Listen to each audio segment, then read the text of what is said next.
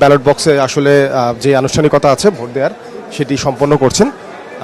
এর মধ্যে কিন্তু নিশ্চয়ই তিনি এরপর তার প্রতিক্রিয়া জানাবেন। আপনি জানেন এই ডাকসু নির্বাচনের পর জাকসু নির্বাচনও কিন্তু বেশ উৎসাহ উদ্দীপনার জন্ম দিয়েছে। একাধিকবার অনিশ্চয়তা ছিল, পরিবর্তন হয়েছে তারিখ, সব মিলিয়ে শেষ পর্যন্ত এখন পর্যন্ত বেশ নির্বিঘ্নে শান্তিপূর্ণভাবে 21টি হলে ছাত্রছাত্রীরা তাদের ভোটাধিকার কিন্তু প্রয়োগ করছেন।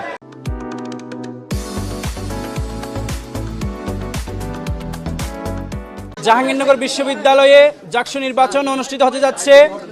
আমরা সবাই ইতিহাসের একটা সাক্ষী হতে যাচ্ছি। আমি সহ আমাদের ক্যাম্পাসের সকল স্টুডেন্ট সেই ইতিহাসের সাক্ষী হতে যাচ্ছি যে আমরা একটি জাকসু নির্বাচন অনুষ্ঠিত হতে যাচ্ছি ইনশাআল্লাহ। আজকে সকাল 9টা থেকে আমাদের ক্যাম্পাসে জাকসু নির্বাচনে ভোট গ্রহণ শুরু হয়েছে।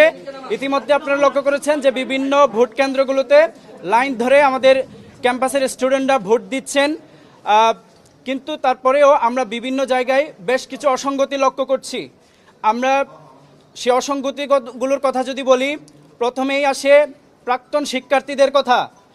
যে বিশ্ববিদ্যালয় প্রশাসন নির্বাচন কমিশন বলেছিলেন আজকে সকাল 6টা থেকে ক্যাম্পাসে কোনো সাবেক শিক্ষার্থী থাকতে পারবে না, কিন্তু আপনারা ইতিমধ্যে লক্ষ্য করেছেন যে ক্যাম্পাসে এখন পর্যন্ত সাবেক শিক্ষার্থীদের আনাগোনা লক্ষ্য করছি। বিভিন্ন ভোট কেন্দ্রের পাশেই তাদের অবস্থান দেখতে পাচ্ছি। এই বিষয়টা আমাদেরকে একটু চিন্তার মধ্যে ফেলে দেয়। তার পাশাপাশি আরও একটা বিষয় আমি আপনাদের জানিয়ে দিতে চাই, আমাদের শহীদ সালাম বরকত হলে টোটাল ভোটার সংখ্যা 299 জন, কিন্তু ওই ভোট কেন্দ্রে টোটাল ব্যালট পেপার গিয়েছে 400টা। এই যে 101টা অতিরিক্ত ব্যালট পেপার কেন গিয়েছে সে বিষয়ে ওই ভোট কেন্দ্রে যিনি দায়িত্বে আছেন তাকে জিজ্ঞেস করা হয়েছিল 101টা অতিরিক্ত ব্যালট পেপার কেন এসেছে। তিনি সেটার কোনো যৌক্তিক ব্যাখ্যা দিতে পারেননি, বলে যে কেন এসেছে তিনি জানেন না।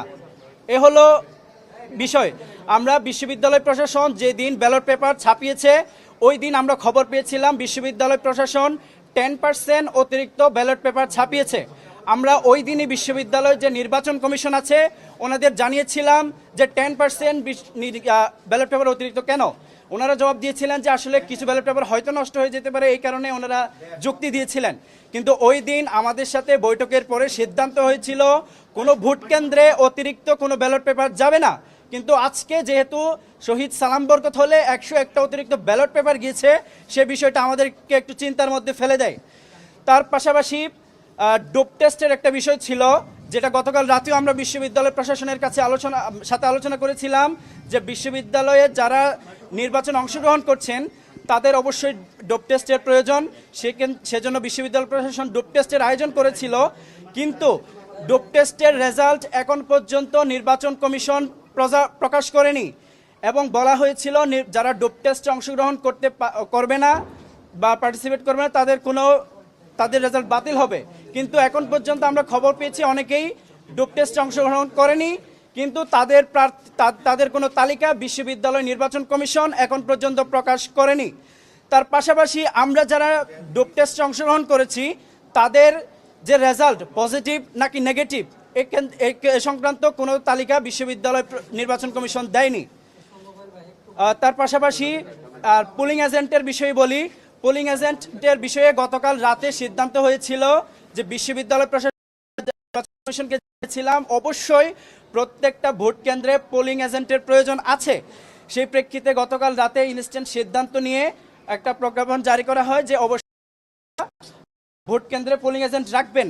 কিন্তু সকালবেলা যখন বিভিন্ন ভোট কেন্দ্রগুলোতে আমাদের গিয়ে পরিচয় দিচ্ছেন যে আমি এখানে পোলিং এজেন্ট হিসেবে থাকবো বা বিষয়টা জানাচ্ছেন, তখন বিভিন্ন ভোট কেন্দ্র থেকে বলতেছে আমরা তো আসলে এই বিষয়টা জানি না। আমার প্রশ্ন হচ্ছে নির্বাচন কমিশন যেখানে প্রজ্ঞাপন জারি করে দিয়েছেন এটা সবারই জানার কথা, কিন্তু বিভিন্ন ভোট কেন্দ্রগুলোতে বলা হচ্ছে আমরা আসলে জানি না।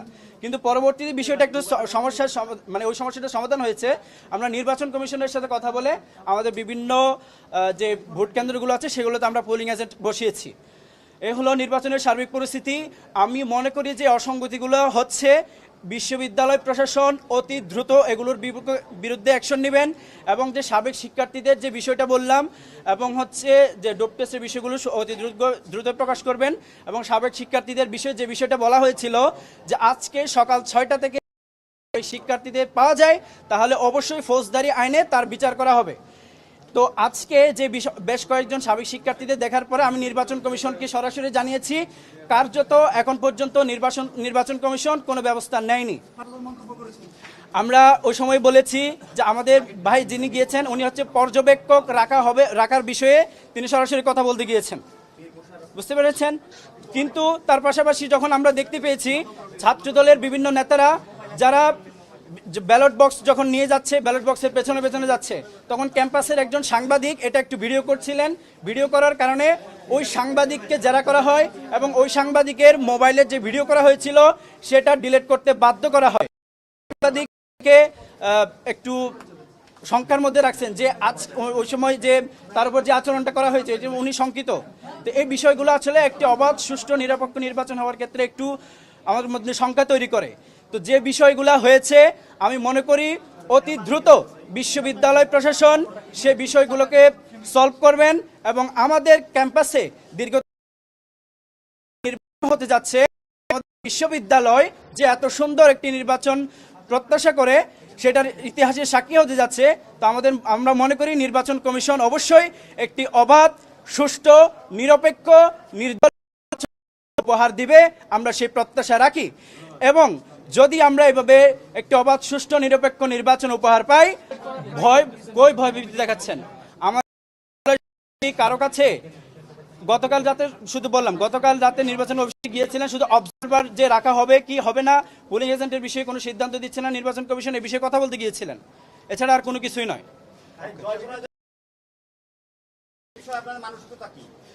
জি, আমরা প্রত্যাশা করি বিশ্ববিদ্যালয় প্রশাসন আমাদেরকে একটি অবাধ সুষ্ঠু নিরপেক্ষ নির্বাচন উপহার দিবেন। যদি সেটা শেষ পর্যন্ত বিশ্ববিদ্যালয় নির্বাচন কমিশন আমাদেরকে এনশিওর করতে পারেন তাহলে অবশ্যই একটি নির্বাচন প্রক্রিয়ায় যে জয় বরাবর জয় থাকতেই পারে। যদি সুষ্ঠু অবাধ নিরপেক্ষ নির্বাচন আমরা লক্ষ্য করি তাহলে অবশ্যই আমরা জয় পরাজয় যেটা হয়ে মেনে নিব।